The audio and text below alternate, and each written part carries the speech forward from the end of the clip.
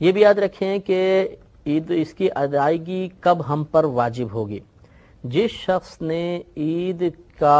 کی فجر پالی، یعنی طلوع صبح صادق جس کو کہا جاتا ہے، جیسی سحری ختم ہوگی تو فجر کا وقت شروع ہوتا ہے، اسی کو طلوع صبح صادق کہا جاتا ہے۔ تو جس شخص کو یہ طلوع صبح صادق مل جاتی ہے اس کے اوپر صدقہ فطر لازم ہوتا ہے۔ لیکن اس کے ساتھ ساتھ ایک اور مسئلہ بھی ہے، وہ یہ ہے کہ صدقہ فطر اسی شخص کے اوپر واجب ہوگا جو مالک نصاب ہوگا۔ اور مالک نصاب کی تعریف آپ کو بتائی تھی کہ نصاب دراصل مال کی ایک مخصوص مقدار کو کہتے ہیں، جو سونے میں 7.5 تولہ سونا ہے، چاندی میں 52.5 تولہ چاندی، اگر روپیہ ہے تو اتنا کہ کم از کم اس سے آپ 52.5 تولہ چاندی خرید سکتے ہوں، یعنی تقریباً 9,500 10,000 روپے، یا آپ کے پاس اتنا مال تجارت ہے کہ جس کی مالیت 9,000 یا 10,000 تک پہنچتی ہو، یا آپ کے گھر میں ضروریات زندگی سے زیادہ اتنا سامان ہے کہ جس کی مالیت اس مقدار تک پہنچ جائے، تو ان لوگوں پر صدقہ فطر واجب ہوتا ہے۔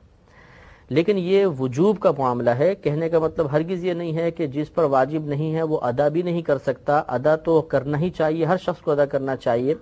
لیکن جو مالک نصاب ہے اس پر صدقہ فطر ادا کرنا واجب ہے، یعنی نہیں کرے گا تو گناہ گار ہوگا،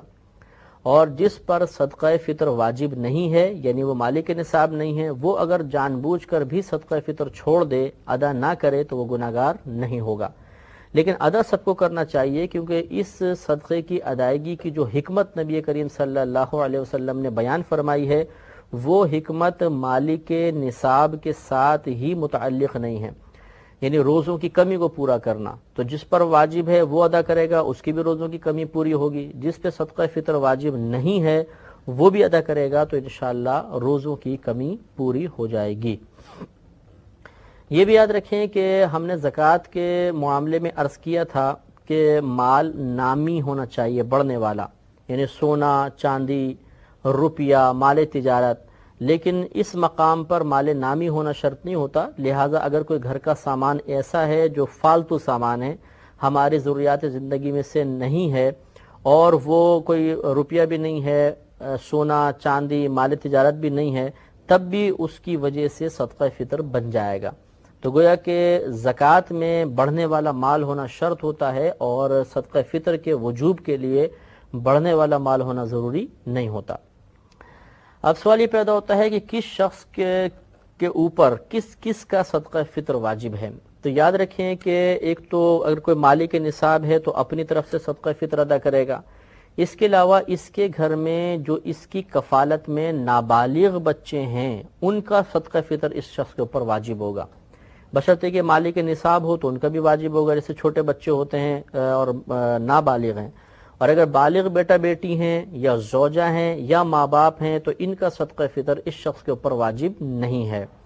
اس سے معلوم ہوا کہ اگر شوہر انکار کر دے کہ میں زوجہ کا صدقہ فطر ادا نہیں کرتا، تو زوجہ اگر مالک نصاب ہیں تو انہیں خود اپنا صدقہ فطر ادا کرنا واجب ہے۔ لیکن ہمارے یہاں عموماً رواج یہی ہو گیا ہے کہ گھر کا سرپرست وہ سب کا حساب کرتا ہے، کتنے افراد ہیں، اور پھر کل کی رقم ادا کر دی جاتی ہے، تو یہ بھی طریقہ صحیح ہے، لیکن ہم بات کر رہے ہیں کہ کس پر واجب ہے اور کس کا واجب ہے۔ لہذا واجب تو جو مالک نصاب ہے اس کا اپنی ذات کا صدقہ ادا کرنا واجب ہے، اور باقی جو گھر والے ہیں ان میں سے نابالغ بچوں کا صدقہ فطر ادا کرنا واجب ہوتا ہے، بالغان کا کوئی واجب نہیں ہوتا۔ اسی طریقے سے اگر مجنون اولاد ہیں، پاگل ہیں، اب چاہے وہ بالغ ہو نابالغ، اس میں باپ کے لیے حکم یہ ہوتا ہے کہ وہی ان کا صدقہ فطر ادا کرے گا۔